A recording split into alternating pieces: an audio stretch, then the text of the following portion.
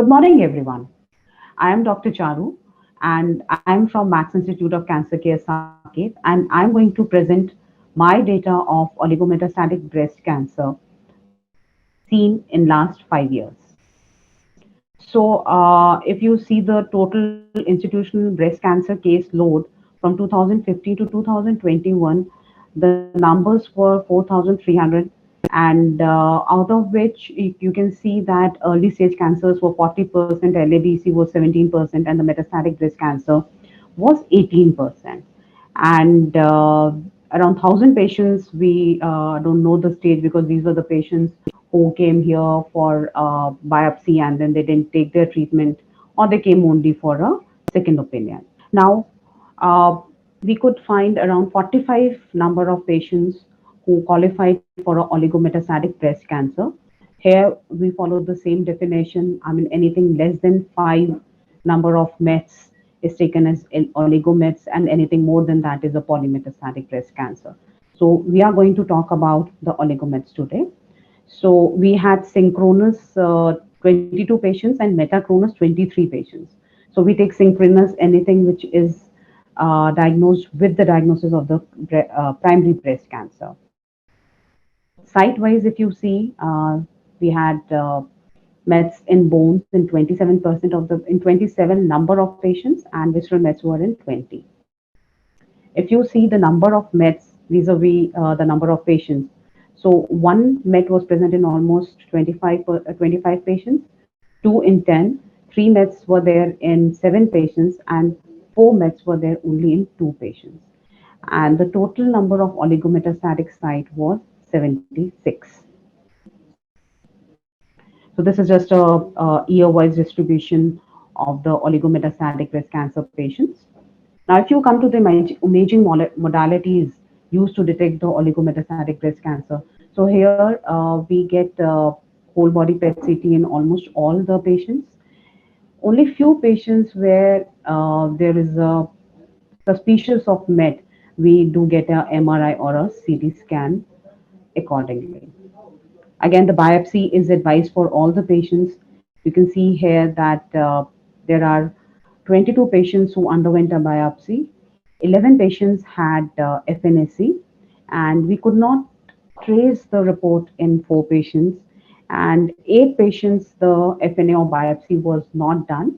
And on going through these patients, they were mostly the brain patients where we could not do, where we did not sort of get an FNA or a biopsy done. Coming on to the treatment of the primary and the nodal Mets. So most of the oligometastatic breast cancer patients, they were treated radically depending upon their performance status. And NACT was preferred for even for operable disease, as in the cases of synchronous Mets. Type of surgery, whether BCS, MRM, or reconstructive surgeries, they were eligible if the patients were eligible and wanted a breast conservation surgery. And depending upon the local status of the disease, sentinel or ALND was offered. In radiation, we use field in field IMRT, or in left patients we do DIBH, and at times we make hybrid plans with the field in field IMRT and rapid arc if the normal organs are constrained, normal organ constraints are not met with. The decision of the regional nodal irradiation is based on the nodal stage, and maintenance therapy was used as and when required. Now, coming on to the institutional data, if you see the median age of the patients was 54, all female patients. If you see the performance status, majority of the patients were in ECOG 1, followed closely by ECOG 2. A few patients were in ECOG 3 as well, and this was basically because of the debilitating bony mets. 24 patients had comorbidities. The maximum number of histopathology was IDC, I think, as expected. Now, coming on to the clinical stage of the local disease. So, if you see out of 45 patients, we had operable breast cancer around 10, and LABC were 31. So here you can see that in the synchronous oligometastatic breast cancer, the operable breast cancer was in 2 patients and LABC in 20 patients. And in metachronous, the operable breast cancer was in 8 patients and 11 patients had LABC. The nodal status, again, in synchronous, you can see that most of the patients had nodal disease and comparatively a higher nodal burden, while in metachronous, N0, N1 was more. Coming on to the ER/PR positivity rates, out of 45 patients, 25 patients of oligometastatic disease had ER/PR positivity, and you can see that ER/PR was positive in 22, ER positive, PR negative in only 2 patients, and ER negative and PR positive in 3 patients. HER2/neu was positive in 17 patients, and we had 4 patients of triple negative breast cancer. NACT was used in 27 patients, and in synchronous, I mean, most of the patients had NACT. And here you can see that 3 patients were offered neoadjuvant hormonal therapy as well. And in metachronous, all the patients were given hormonal therapy in maintenance therapy if the ER/PR was positive, and 3 patients had change in the hormonal status, out of which 2 patients from ER negative were found to be ER positive at the time of metachronous malignancy, and 1 patient got converted from ER positive to negative, slightly unusual. So now, out of 45 patients, if you see, surgery was done in 41 patients, and majority of the patients here you can see are of MRM, almost 30 patients, and 11 patients underwent PCS. 4 patients could not be operated because one progressed while on treatment, 1 patient defaulted, and other patient, 2 patients we could not trace. The local regional radiation was delivered in 39 patients,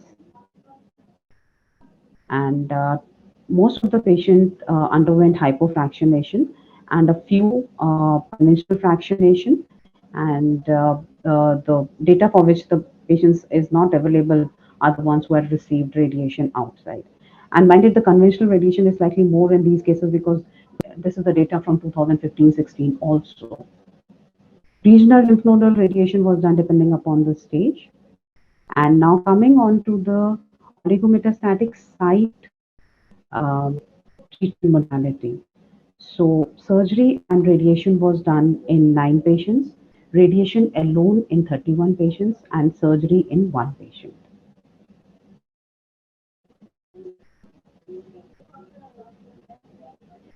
So spine, as you can see, we had total 19 patients where radiation was done in 13 patients, and 5 patients had surgery plus radiation.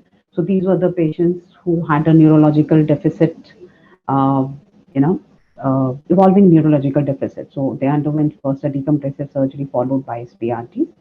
All the non-spine bone mets received radiation alone. In lung, out of 8 lung lesions, patient received radiotherapy, SBRT in 5 and surgery in 1, and 2 patients did not receive anything. Liver, again radiation in 2, and 1 patient, the lesion disappeared while the patient was on neoadjuvant therapy.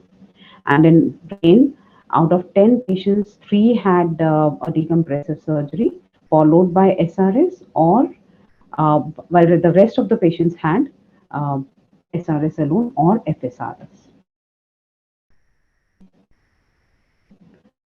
So oligometastatic site control was there in majority of the patients, and a few patients defaulted in the synchronous group after the treatment, and almost 9 patients in the metachronous oligometastatic defaulted.